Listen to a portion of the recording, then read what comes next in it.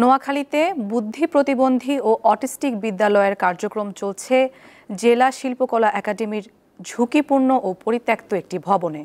শিক্ষক সংকট সহ নানা সমস্যায় ভুগছে প্রতিষ্ঠানটি। স্বাভাবিক শিশুদের মতোই আনন্দে ভাসতে চায় বিশেষ চাহিদা সম্পন্ন এই শিশুরা।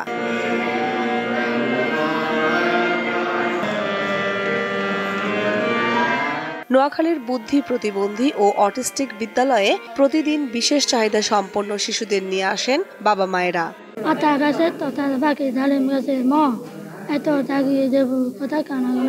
আউযু বিল্লাহি মিনাশ শাইতানির রাজিম।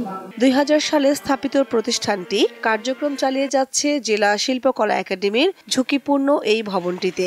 রয়েছে অভিজ্ঞ শিক্ষকের অভাব। বুদ্ধি, সেরেব্রাল পলসি এবং ডাউন সিনড্রোমদের জন্য 10 জনে একজন শিক্ষক। তাই আমরা এই 80 জন শিক্ষার্থীকে নিয়ে আমরা 3 জন শিক্ষককে আমরা কার্যক্রম চালিয়ে আসছি বিদ্যালয়ে। দিন দিন আমাদের ছাত্রছাত্রীর সংখ্যা বাড়ছে, আমাদের শ্রেণীকক্ষের অভাব, শিক্ষকের অভাব। আমরা ইতিমধ্যে তাদের নামে জমি বন্দোবস্তের জন্য আমরা ভূমি মন্ত্রণালয়কে লিখেছি।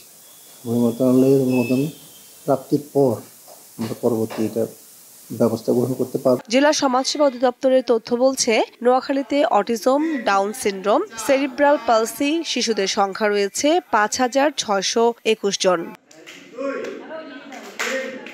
দীপ্ত, বার্তা কক্ষ।